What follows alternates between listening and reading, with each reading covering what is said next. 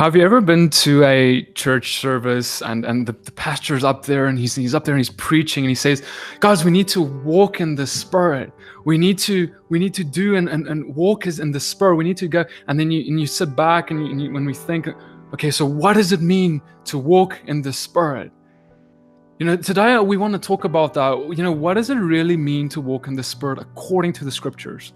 Because I found many times that when we talk about this term, walking in the Spirit, it's kind of like in the air. It's kind of like a feeling. It's kind of like a ooey gooey thing. But if we pin it down, what does it really mean to walk in the Spirit?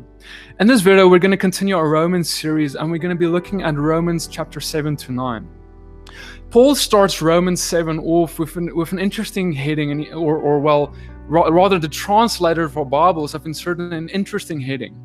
And that heading is released from the law. So in context of walking in the Spirit, we could easily think that, well, we're released from the law, I guess. This is what this chapter is going to be about. And he's also going to talk about walking in the Spirit. So what if these two things are polar opposite? Are they? Because that's oftentimes been the traditional train of thought around Paul's interpretation of the law and walking in the Spirit and all these things. But I'd like to propose that Paul, when he talks about, says things like, deaf to the law, that we're dead to the law when we are now in Christ. What if I told you that he's actually speaking about a different law than what we think about when we say the word law? When I walk up to anyone on the street and I tell them, what is the law of the Bible? They'll probably go and they'll say, oh, it's the 10 Commandments, or it's the Old Testament, or anything like that. But what if Paul is actually speaking about more than one law? In this video, we're going to explore all this, and Christina is going to be joining me. Christina, do you want to introduce yourself to everyone again? Hey everyone, my name is Christina, and like PD said, we're going to be delving into Romans 7 through 9, starting with discussing what laws Paul is talking about here, and shedding some light on that and what it means to walk in the Spirit. Right, exactly. So let's dig right in. I'd like us to open up in Romans 7 verse 1. And in the first verse, Paul says something really interesting. I'm going to read to you. He says, "Or do you not know, brothers, for I speak to those knowing the Torah, that the Torah rules over a man as long as he lives." So by the way, when we say the word Torah, we're talking about the law. Torah simply means instruction or teaching of God. So he's saying that in the first verse of Romans 7, guys, okay, well, listen up. I'm speaking to those who know the law. Now that's interesting, because you know what Paul just did? He just said that if you don't know the law, you're not going to understand one more word of what I'm going to say throughout the rest of Romans, because he's speaking about it from a perspective of understanding and knowing the law of God. Because like we've discussed in previous episodes of this series, Paul was like a scholar of the word. He knew the Torah like inside out. And so now here he's actually telling us, guys, I'm about to speak about some things that you're not going to get if you don't know the Torah.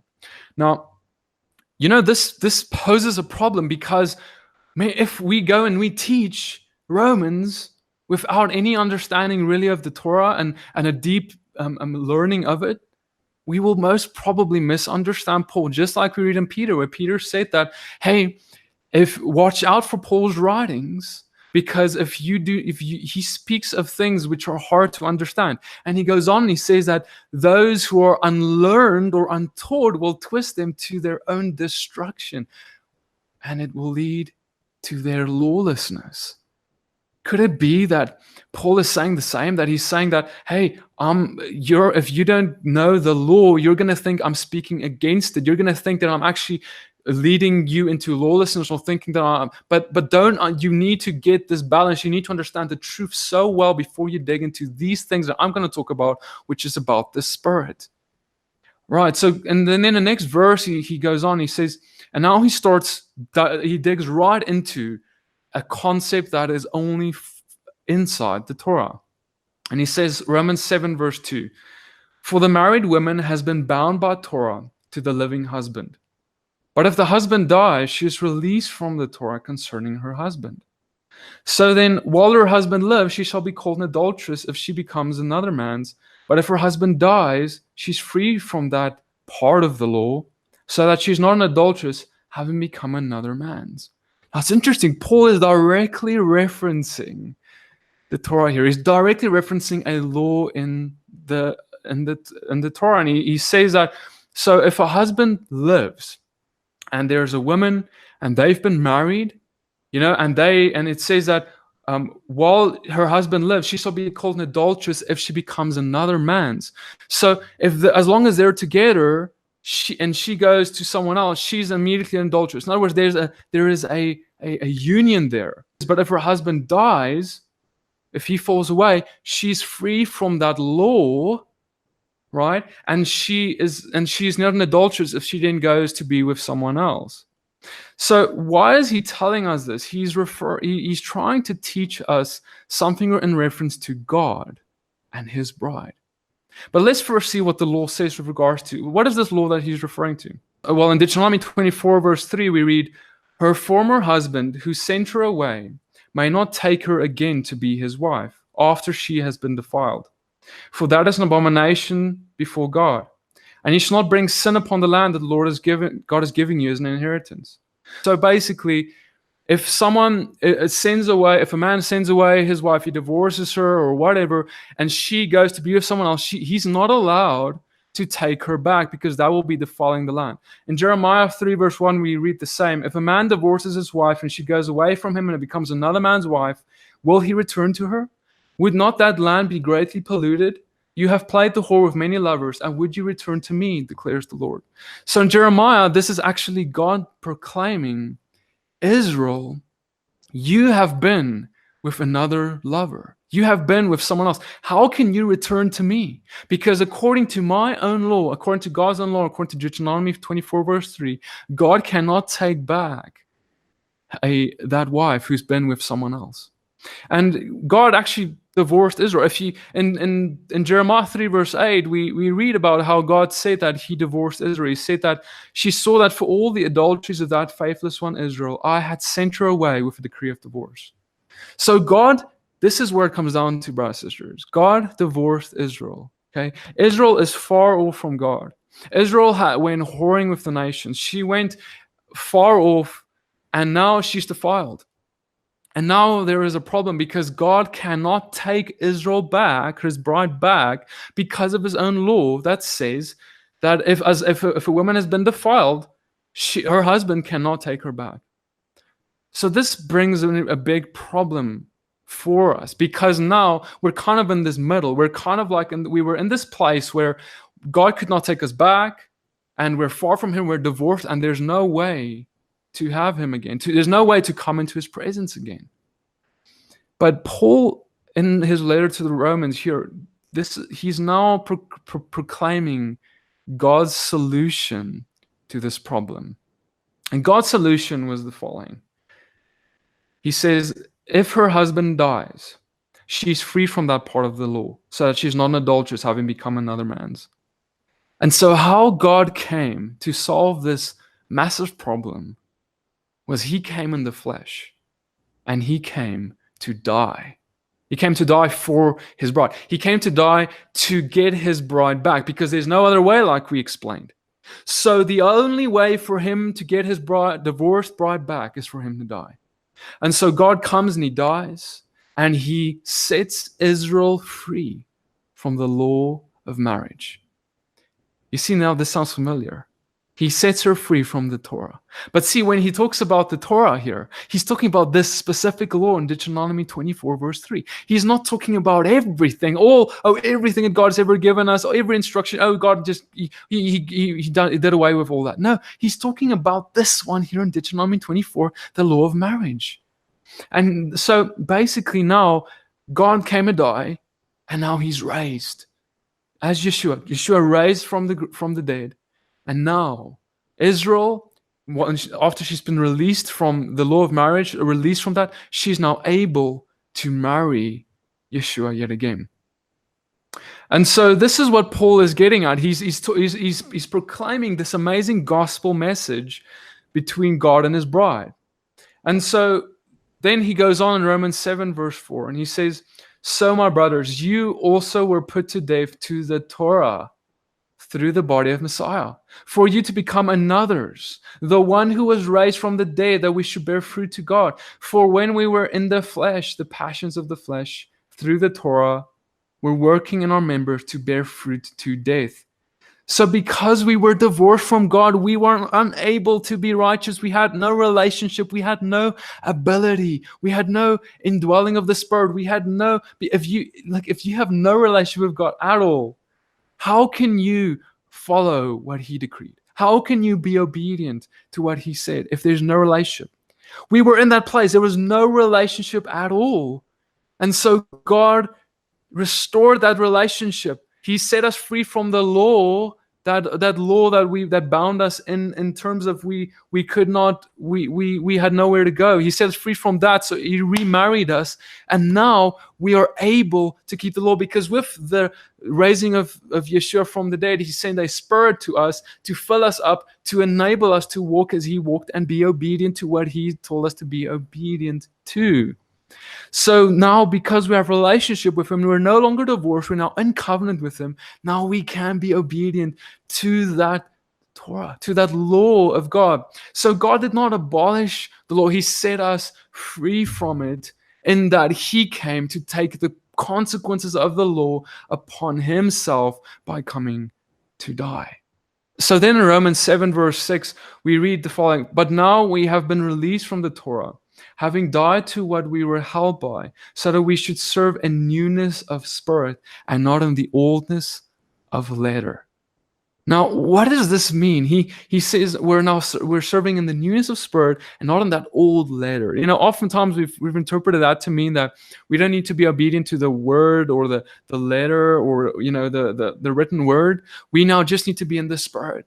We just now need to just be like, we can just like be and just follow our heart. But yeah, if the law is written on our heart, it will by all means convict us of obedience to the Father's instructions. But what does this mean, that we serve in newness of spirit and not in the oldness of the letter? You see, the letter of the law comes down to this checklist kind of behavior that we can easily fall into this idea that there's this list of 1, 2, 3, and it's just like checklist of 1, 2, 3, and now I'm righteous, now I'm good, now I'm all good with God, and everything is right.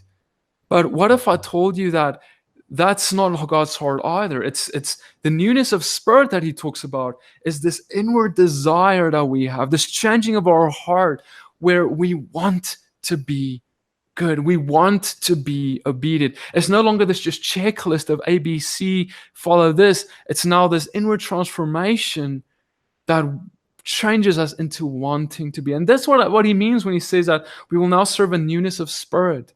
And that newness of spirit is when we were raised with him from the dead and eligible to remarry him, remarried him, and now we're in newness of spirit with him in relationship, and we want to be obedient to the things that he instructs us to do.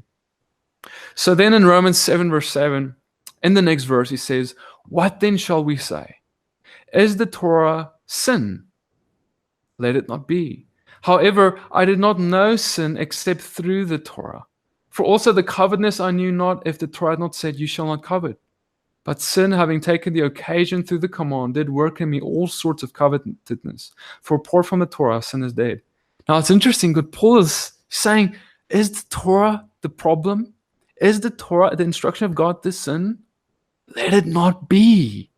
He says, I did not know sin except by the Torah. Guys, this is a big thing. Paul is saying, the apostle is saying, I had no idea what sin was. I didn't know what the definition of sin was, besides for the fact that I studied the Torah, that I studied the law, the teaching of my father, the books of Moses.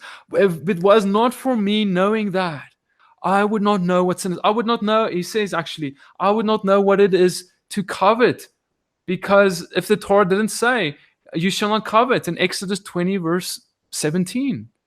And then he says that sin took occasion through the command. It's interesting what he says there. Sin took occasion through the command, and that did work in me all sorts of covetousness, for apart from Torah, sin is dead. Now, what does that mean? Does that mean that the command is a bad thing because sin takes occasion through it and makes us stumble? Let me state to you this and submit this to you. In the garden, okay, we had all of these trees. Thousands, I don't know how many trees were in the Garden of Eden, but let's say there were millions of trees. And God comes up to Adam and Eve and he's like, I have an instruction for you. This instruction is that you can eat of every single tree, every one of them. There's so many of them. All of them you can enjoy for yourself. But there is one that you do not touch. There's one that you do not eat its fruit of. And how funny that is the very tree that they went to. That is it's almost like if God even never told them about that instruction, they may have never even eaten of the tree because they wouldn't have even known. So does that now mean that God's instruction was bad? By no means. God's instruction was good. It is a good thing for our Father to tell us what not to do. But see, because of how we are as humans, what we do is it's like putting cookies on a shelf and telling a child, do not eat of these cookies. You see, we are tempted and we then want to do what we ought not to do. And what we ought not to do, we do. And so that is exactly what Paul is saying. He's saying that through the command, sin took occasion. So this does not mean the command is bad. The command is very good, holy, righteous. He's simply stating that we are bad. We are the problem. Adam and Eve was the problem, not Father's instruction on what not to do. And so then he goes on in verse 9, he says, and I was alive apart from the Torah once. But when the command came, the sin revived and I died. And the command which was to result in life, this I found to result in death. For sin, having taken the occasion through the command, deceived me, and through it killed me. So that the Torah, get this guys, so that the Torah truly is set apart, the command is set apart and righteous and good. Therefore, has that which is good become death to me? Let it not be. But the sin, that sin might be manifest, was working death in me through what is good, through that command which is good, so that sin through the command might become an exceedingly great sinner. For we know that the Torah is spiritual, but I'm fleshly, sold under sin. He is saying the Torah is holy, righteous, good, set apart, all these amazing things. And then he says the Torah is spiritual, but I am of the flesh. I am carnal. I am unable to reconcile with this spiritual thing in my flesh. And see, this is the thing, guys. He is exalting the Torah as something really good, but he's saying, I am the problem because I can't keep it in my flesh. But then we need to ask the question, if the Torah is spiritual and he says that when he walks in the flesh, he can't deal with it, what does it mean to walk in the Spirit? Because you'll see in the next few chapters, Paul is about to delve into what it means to actually then walk in the Spirit. You see, when he walks in the flesh, he really can't be obedient. But when he walks in the Spirit, this might change. Let's see what he says. So in Romans 7, verse 19, he says, for the good that I wish to do, that I do not do, like I said. But the evil I do not wish to do, this I practice. Verse 20, and if I do that which I do not wish, it's no longer I who work it, but the sin dwelling in me. I find therefore this law, that get this guys, this law, he's speaking to something else now, a specific law. He says, I find this law, that when I wish to do good, that the evil is present with me. For I delight in the Torah of God, according to the inward man. But I see another Torah in my members, battling against the Torah of my mind, and bringing me into captivity to the Torah of sin, which is in my members. This is interesting, guys. You remember in the beginning we mentioned this other law? And this is what it is. He's saying, hey, there's this Torah. You guys know about this Torah, this law of God. We all know it. But I want to talk to you about a different law, something totally different. And he says, this law is when I wish to do good, I do evil. My flesh overtakes me. And then he says, but I delight in the law of God. I delighted. But he says, then this other law, it battles against the Torah of my mind, which is the Torah of God, because the Torah of God, the law of God, is what is in his mind. He has been studying it his whole life. It is present in his mind. And he says, but this other law is battling against that law of God. And it brings him into captivity to the law of sin, which is in his members. So we need to then ask, what there's these two laws. The laws are this. It's the law of God, which that God calls us to be obedient to, and there's this law of sin and death. There's law that says that if you are in sin, if you break the law of God, you're in sin, and the consequence of that sin is death, eternal separation from God. And then he goes and he says, wretched man that I am, who shall deliver me from this body of death? Thanks be to God through Yeshua the Messiah Master. So then with the mind I truly serve the law of God, but with the flesh, the Torah of sin. You know what he's really saying? He says with his flesh, he disobeys the law of God. He sins. We all sin, as we know. And through that, he serves the Torah of sin. And what is sin? The transgression of the law. So he's saying, I delight in the law of God, but I break it. And when I break it, it's when my flesh rules. It's when my flesh takes over and serves this Torah of sin, this law of sin and death. So what's amazing as Paul is concluding this chapter, Romans 7, is that he is, in his conclusion, he's juxtaposing two separate laws, one being the law of God, which he desires to keep. But yet there's another law, like P.D. said, that wages war. It's that law of sin and death. And like, Yeshua came when he preached the gospel of the kingdom. There's the kingdom of God, the kingdom of light. There's also the kingdom of darkness, the enemy. And just like we have God's law, we have the law of sin and death. There's two things at war within us, that when we are filled with the Spirit, the Spirit empowers us to walk in God's law. But there's another law as well, of the flesh, of sin, that brings temptation, that causes us to want to walk in disobedience. So what does it mean now to walk in the Spirit? Because that is directly connected to walking in obedience to God's law. Because as Paul said in Romans 7, God's law is spiritual. And so we'll get into that in Romans 8. Right, exactly. In Romans 8, he directly digs into and he starts talking about this whole idea of walking in the Spirit. In verse 1, there is then now no condemnation to those who are in Messiah Yeshua, who do not walk according to the flesh, but according to the Spirit. Okay? For the Torah of the Spirit of the life in Messiah Yeshua has set me free from the Torah of sin and of death. So the Torah of Spirit and life set me free from this Torah of sin and death, this one we've been talking about.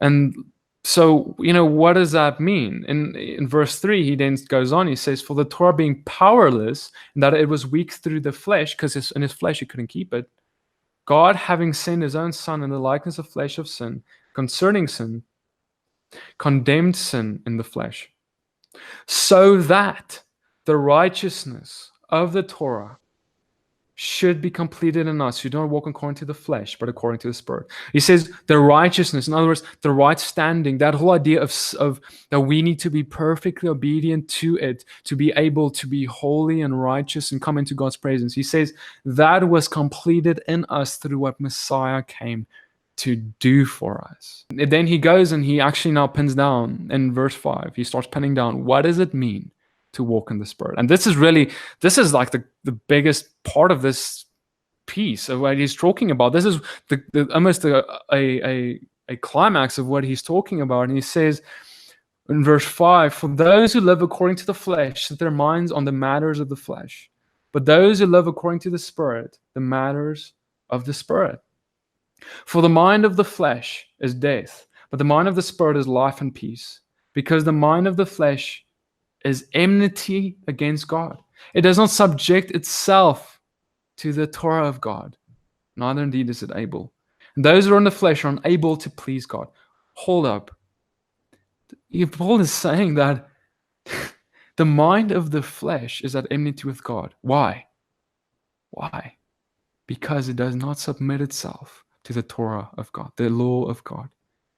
So he's saying that if you, and then he says in the next verse, those who are then in that place, in their flesh, are unable to please God. He is saying that if you are not obedient to the Torah of God and you don't walk that out, you don't subject yourself to the Torah of God, then you're living in your flesh and you're unable to please God. So then we need to ask the question, what does it mean to walk in the Spirit? In verse 9, he says, but you're not in the flesh, but in the Spirit. For if indeed the Spirit of God dwells in you, and if anyone does not have the Spirit of Messiah, this one is not his. So he's saying if you're in the flesh, you're not God's. If you don't have the Spirit, you're not God's. If you're in the flesh, you don't subject yourself to the Torah of God. Therefore, we can only conclude that those who subject themselves to the Torah of God, who are obedient to the law, the instructions of the Father, who are then filled with the Spirit, who enables you to do that because the law is written on your heart, those are the ones who please God, no one else. So the Spirit directs us to the Torah written on our hearts. And if that does not happen, if then we can only conclude that the Spirit is probably not living in you. The Spirit is probably not there because God says that the Torah must be walked out. The law of God, the word must be walked out. The law that's written on your heart. That same law that Jeremiah, the prophet, talked about in Jeremiah 31, verse 31, when he says, I'm going to write my law in your heart. What law is he talking about? The Torah, the only law that he understood and was around back then. So that is how we please God, is that when we walk in obedience to his Spirit, that writes the law on our heart, and then we not only do this spiritually. Guys, look, this is crazy because he says that this is, if you want to be spiritual, if you want to be all that led by the Spirit, you want to walk in the Spirit, you know what that means to do? It means you need to subject yourself to the law of God. That's the definition that Paul gives in Romans. It is as clear as day. And so, yeah. So I'm going to jump in here really quick. In regards to being in subjection to the law of God and then walking in the Spirit, what is the connection of those two together? What does that mean, really? What's really amazing, just going back to what I mentioned earlier, in relation to the gospel of the kingdom, the message of the kingdom that Yeshua came to preach, he taught his Father's word, the Torah, fully showing the heart of Torah, the spirit of Torah, what it was all about from the very beginning. And also, what else did he do? He walked, he said, the Spirit of the Lord is upon me in Luke 4, to proclaim liberty to the captive, to restore sight to the blind. And this is something he did both on the spiritual sense, to those who are spiritually blind and spiritually in captivity, but also on a physical sense. So we see this beautiful union between walking in Torah and walking in the Spirit, which includes, it's all about God's restoration plan. It's restoring what was broken and bringing it back to fullness, into wholeness, to full shalom, bringing light where there was darkness, life where there was death. So as we walk in Torah, walking in the Spirit and the heart of Torah, that also is walking as Yeshua walked. When he went out, he preached his Father's word in love and in boldness, and also he would heal those who would come up in need of healing. And that is our calling, of course, as his disciples, when we're called to walk in his footsteps and to walk as he walked. That is what is required, to follow his Torah, not just to go back home and to read Torah and think that's it. That is part of it, yes. To study yourselves approved unto God, a workman that needs not to be ashamed, rightly discerning the word of truth. But now go out and walk in it. Be that light to the nations that we are called to be. Be that witness for the kingdom, to spread his kingdom and to walk in the Spirit, because we can only walk through the empowerment of his Spirit within us. As Paul writes, it's that same Spirit that rose Yeshua from the dead that is within us and that enables us, with the law written on our hearts, to obey the Father's law, to obey his Torah, and to walk in the fullness of the Spirit of the Torah, which is bringing about his message of restoration. Exactly. There's a fine balance. You can easily just try and keep the law, like the written letter of the law, like I mentioned in the earlier stage of this video, like a checklist, and doing it through your flesh, and then you miss the spirit of the law. You miss the fact that Yeshua said that the law it hangs on these two things: love the Lord your God with your heart, mind, soul, and strength, and love your neighbor as yourself. And that is really, without the Spirit, without understanding the spirit of the law, you cannot do that, and then you cannot keep the law. You can, like a Pharisee, keep a Shabbat, rest on the seventh day. You can do all that, but yet hate your neighbor, yet condemn people and not help and not give life on that day. You can say, oh, I never committed adultery. I'm so, but then look at a woman with lust, and all that. So there's this whole idea that it's you need to be full of the Spirit and keep the law from that place. You need to have the law written on your heart and keep it from that perspective.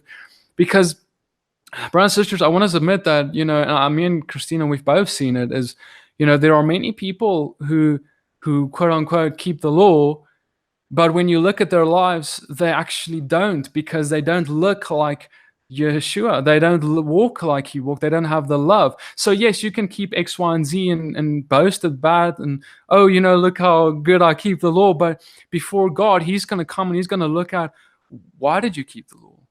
How did you keep? What was your heart's intent behind it? What did you do? What was your perspective of others? Did you love others while keeping it? Did you do it out of a place of love for God, or did you do it out of a place of self-righteousness and that, look how holy I am, look how good I look, and look how much better I am than you? There's that fine line where we can easily fall into this whole camp of lawlessness and it's just grace, grace, grace, all the way to separation from God, because you can't just rely and say, oh, it's God's grace is enough for me, while you walk in disobedience and lawlessness, sin. But you also can't go on the other side all the way, swing the pendulum all the way to the other side and be like, all law, but then have no grace and mercy for people, have no love, and I talk about this extensively in my book, Reigniting Spirit and Truth. And so, God calls us to that place of balance. And Paul really, he talks to this. This is the place where you're going to please God. If you want to please God, it's by being obedient to this law that's written on your heart. And it gets back to what Paul even said in the very beginning of Romans. We have to remember that that's the foundation of what he's saying in this book. It's the obedience of faith.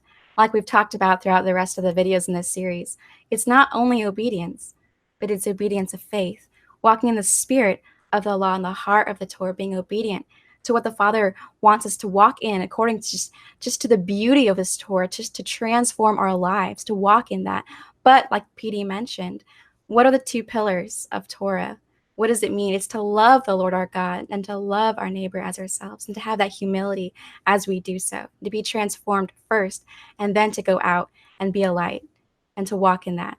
So now we're going to jump to Romans 8, verse 15, where Paul says, "For you did not receive the spirit of slavery to fall back into fear, but you have received the spirit of adoption as sons, by whom we cry, Abba, Father.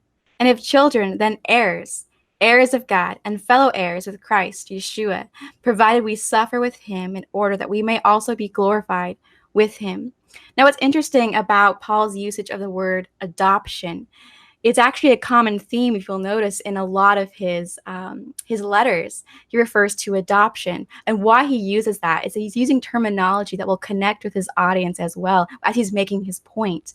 Because what's interesting, when you take a look at the culture, what was going on in some of these Roman cities, including like Ephesus and others as well, was that it was very common for women who were pregnant to then, when they gave birth, to look at the child and say, would that be a healthy heir? If that child was deemed not good or not fit, it was common to take that child, to leave that child even near the garbage heap, to leave it out in the elements, to let it die. And what was growing in common occurrence in the fellowships is that they would go out and they would look for these children, these babies, these infants who were left there near the garbage heap, to take them in, to adopt them into their own family, to be their own children. And so as Paul is writing this, what's interesting is he's talking about adoption and become heirs. There were children there in the fellowships who would have been adopted in. who would have been connecting with this message of adoption because they were themselves were adopted. And that is the message Paul is talking about in relation to those who are adopted into the kingdom of God, into Israel. You're adopted to become heirs with Yeshua. And it's really quite fascinating, and it's beautiful how Paul uses the terminology of the day and the culture of what was going on to directly connect and to speak this message to his audience that also relates with us today in the same way. Right, that's amazing because he goes on. It connects with what he said earlier. When he talked about Israel and being when we talked about how Israel was divorced and how he showed us how God came to die to release us from that law of marriage, so we're enabled to remarry him and be with him again. And now he's going in verse 15, and he's basically saying that you don't have the spirit of bondage. You received a spirit of adoption. There is no more fear for you. You were in a place far from God. You were separated from him. I mean, what a fearful place to be. But yet now God has reconciled you with him through the death of himself, through his sacrifice to get you back. And now he says that he's basically saying that you're receiving a spirit of adoption. He adopted you. God adopted you into his kingdom. And he says, he calls you in the next verse, co-heirs with Messiah. That's like, and what is Messiah? He is a high priest. So that means that we are heirs. We're like priests alongside him. We are to rule alongside him in his kingdom. We are to do kingdom matters alongside him on this earth. Not just wait till we get there one day, but while it is here on earth, with intimacy with him, we can walk this kingdom out. And it's amazing because, guys, we need to remember, like, this spirit of adoption, it means that God is our Father. Think about that for a second. I mean, he is our Father. That means, that those thoughts, those lies that the enemy brings us, and when we're fallen short in some way, and the enemy comes and tells us, oh, God just rejects you. God, you're far from God, and all these lies, these guilt and shame, and all these places where we oftentimes live. He's not saying, hey, he's your Father. You can cry out, Abba, Father, to him. And if he's your Father, that means that that's not how he works. He's not a father is not someone who, if his son tries but his son falls short in some way, it's like a child who comes. And I just want to paint a picture for you. Let's say the father comes into the room, and there's a son, and the father tells his son, make your bed. But this son, he's never made a bed in his life before. He's absolutely horrible at doing it. He gets his bed sheets together and he tries to make his bed, but he puts the pillow on the wrong side of the bed. It just looks horrible, and he doesn't even tuck it in well. And the father comes back, and the child is kind of like, the child knows that he didn't make this bed well. But what will this father do? Will the father now go and scream and put shame on this child? No, of course not. If an earthly father would not do that, how much more will our Father in heaven come and just, oh, come here, son, let me show you. Come here, son, let me show you how to tuck in your bed. Let me show you. And that's exactly what he came to do with Yeshua. When he came in the flesh, he came to walk this thing out, and he came to show us how to tuck that bed in. He came to show us how to live a life holy and clean and set apart. But now as we go and we walk and we stumble here and there, he is showing us, he says, no, look at how I walked. This is how you do it. And in patience and kindness, as a father who teaches his son, he adopted us and treats us in that manner. Okay, now we're going to jump to Romans 8:33, where Paul says, who will bring any charge against those whom God has chosen? It is God who justifies. And what's interesting is that this chapter, Romans 8, and also, of course, getting into Romans 9, this word chosen is often translated as God's elect, or the word elect. And we've gotten some doctrines as we've studied these chapters in Christianity for the last hundreds of years on the doctrine of election, the doctrine of predestination. And what does that mean when it says God's elect? Does God elect certain people for salvation or for damnation? And those are doctrines that are very popular today. And what's interesting when it says, who will bring any charges against those whom God has chosen? God has chosen, you could say, an elect. But what does that mean? What does that mean when he says he has chosen? In the Greek, for this word elect, it's eklektos, which is an adjective derived from eklogomai, and I'm probably messing up the pronunciation of that. But this really literally means more so chosen, as it is translated in other passages, chosen. So what does that mean? It's not about salvation, as is commonly taught. He chose for service. He chose a people. He chose Abraham. We go back to Genesis. He chose Abraham to become the father of many nations, to become the father of Israel, who would then, what was their purpose? What was their calling?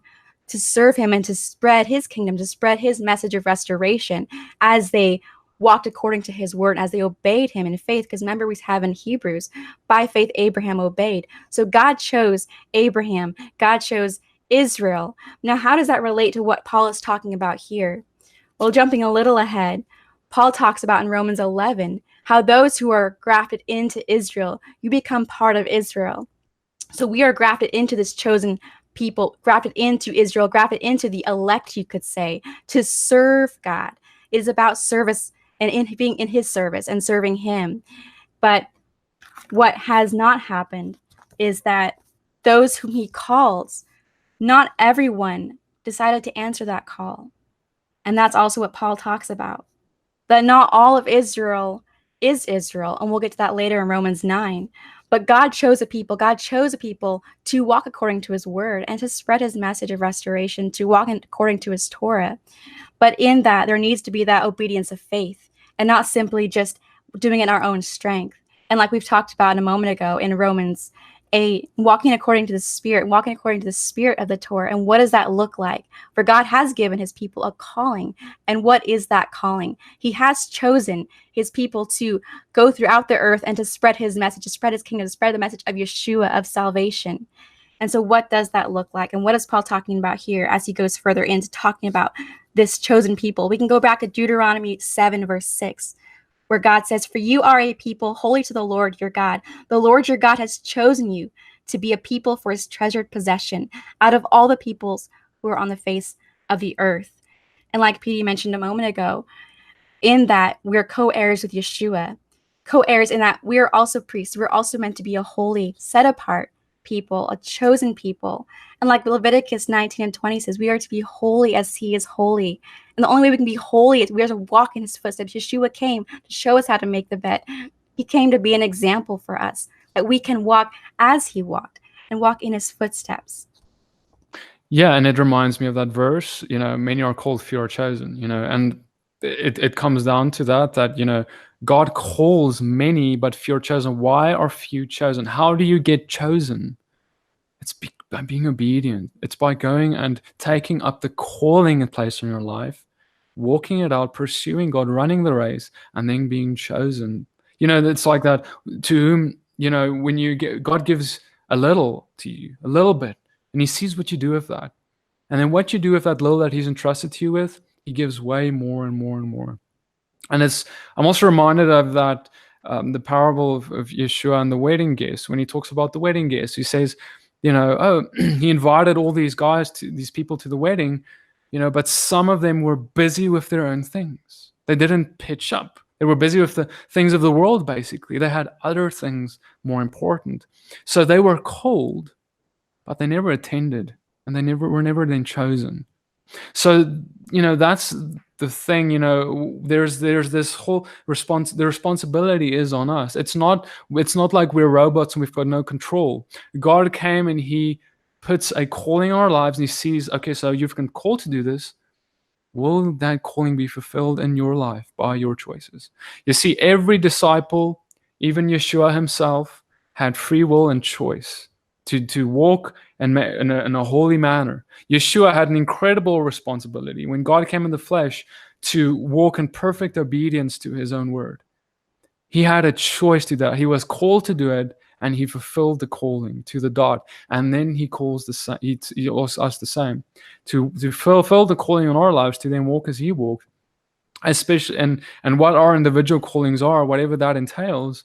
And then we will be chosen as his bride. We will be chosen by our bridegroom. That is exactly the point. God has called to us, but we need to respond to that call.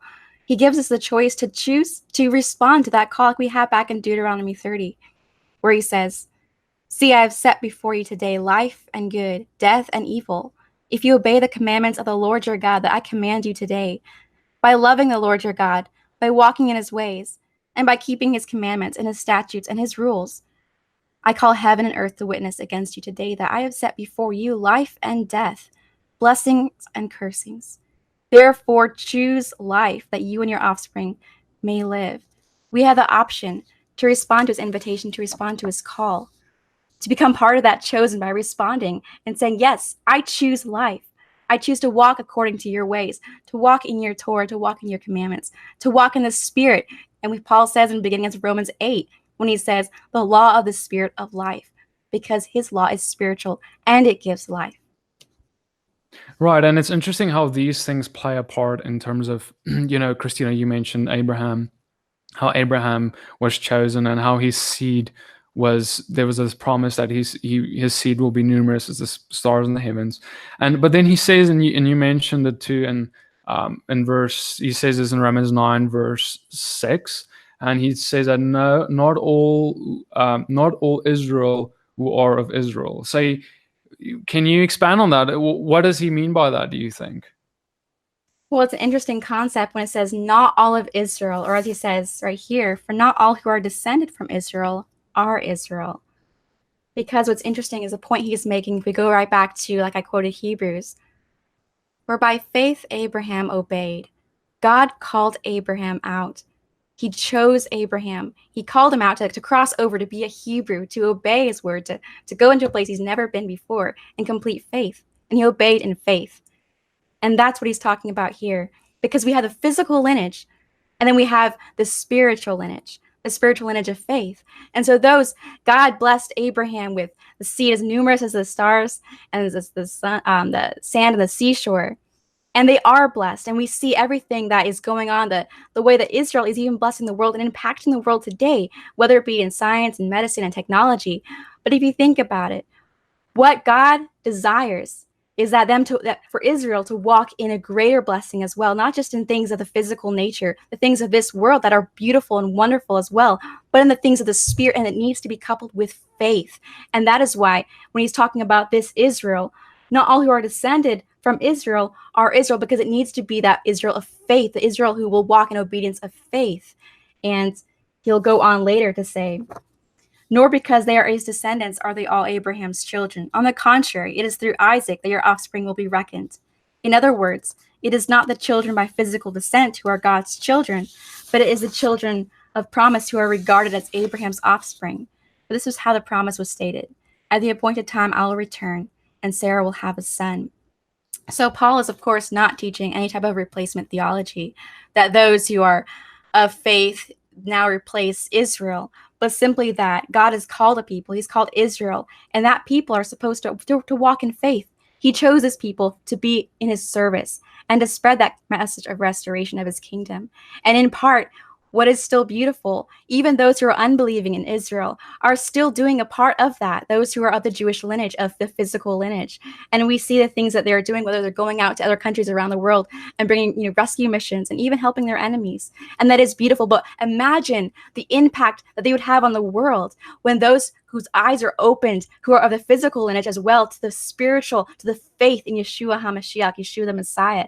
And that is the point Paul is making, that there needs to be something more here. There is something more here. That yes, the physical lineage, that's wonderful. It's blessed. God chose, he called a people, but now there's something more. It is that obedience of faith. There is that faith that needs to be coupled with that obedience and who you are as God's chosen people, as Israel, to walk in his ways and to bear the standard of his kingdom.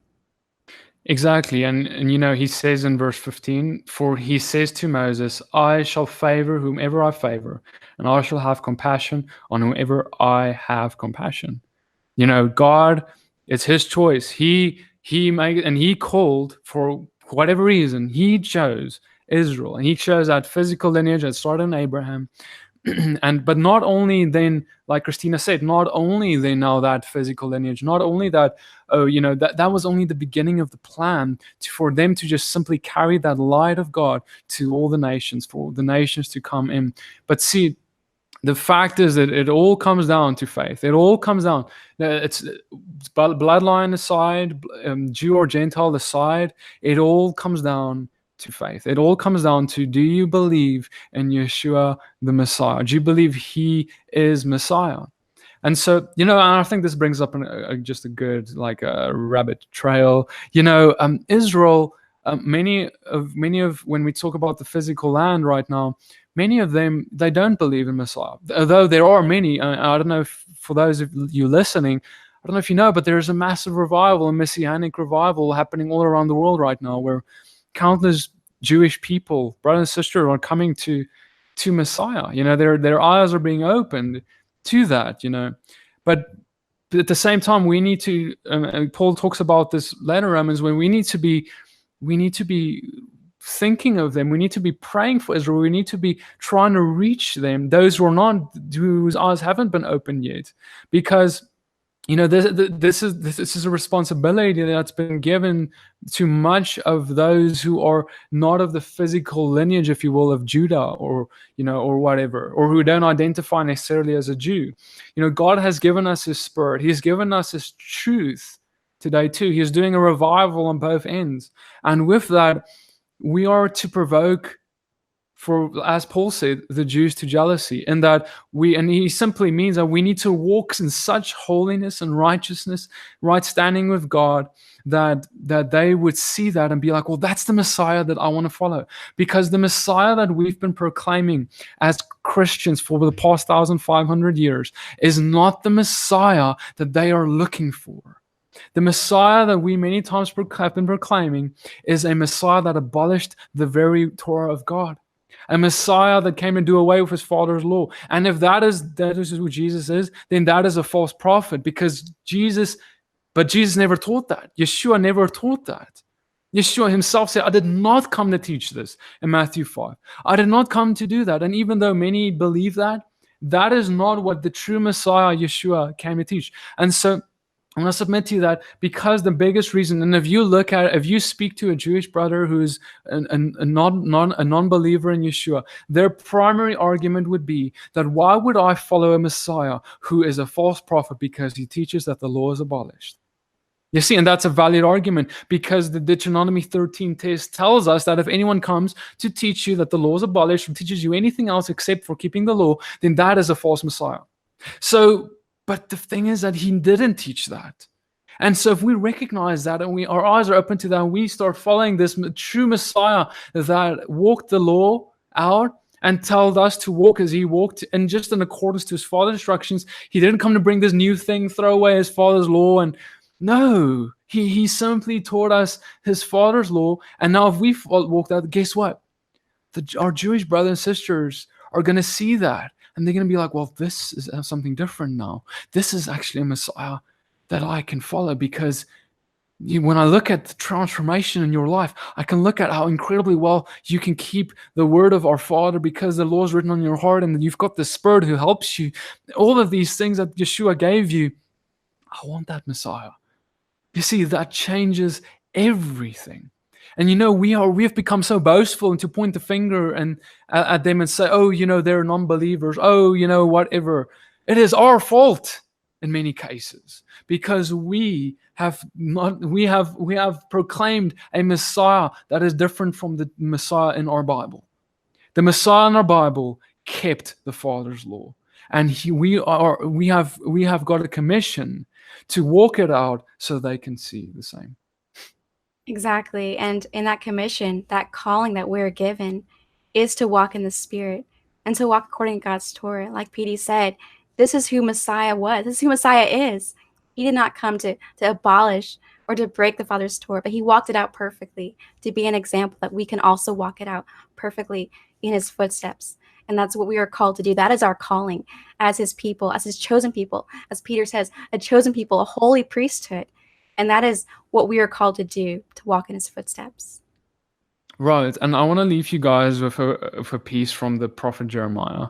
In Jeremiah 6, he said the following. He says, "Thus said Yahweh, stand in the way and see, and ask for the old paths, where the good way is, and walk in it, and find rest for yourselves. But they said, we do not walk in it. And I raised up watchmen over you and said, listen to the voice of a shofar. But they said, we do not listen. Therefore hear, you nations, and know, O congregation, what is upon them.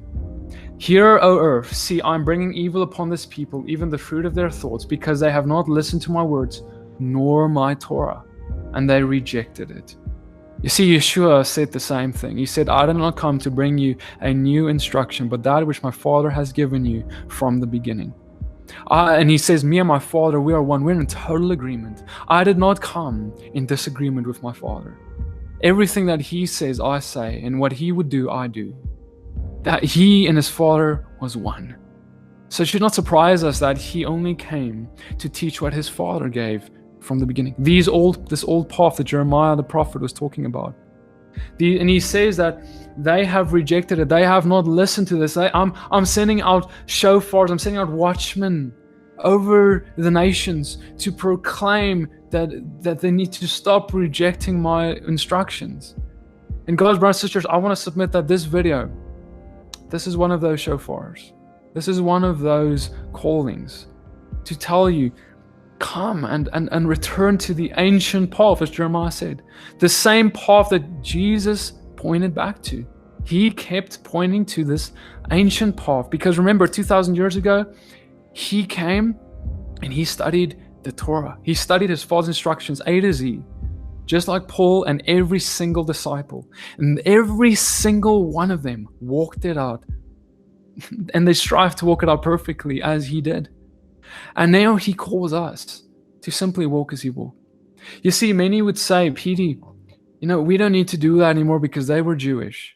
We don't need to be like Yeshua because he was Jewish in that way. The fact of the matter is that if you are his disciple, you must go and walk as he walked. The term disciple in the first century, it was very much understood that you would, when you had a rabbi over you, like the disciples had Yeshua over them, they would follow him, they would live with him, they would eat with him, they would drink with him, and they would see how he did everything and perfectly imitate that. That's what it meant to be a disciple. And today God calls us to be disciples of Jesus, disciples of Yeshua. And that means we need to look at how he ate. We need to look at what he did on the seventh day. We need to look at what he did on the feast days of God. And those are only three things that Christianity as a whole, in mainstream Christianity, we don't really look at. But God calls us to look at, what did he do on those days? And because we need to imitate that. How did he, and then he taught about this thing about the heart that we've been talking about, this thing of walking out all these things in his Father's instructions with the heart, from the heart, and with good intention and in love.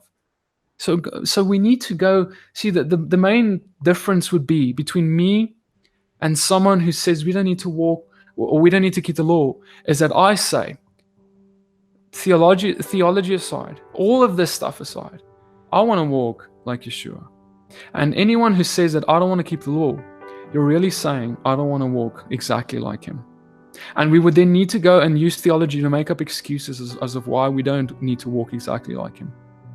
Brothers and sisters, I'm really direct today, but we've come to a place in Romans where Paul has came so clearly and written to us that he delights in the Torah. He delights in the law of God.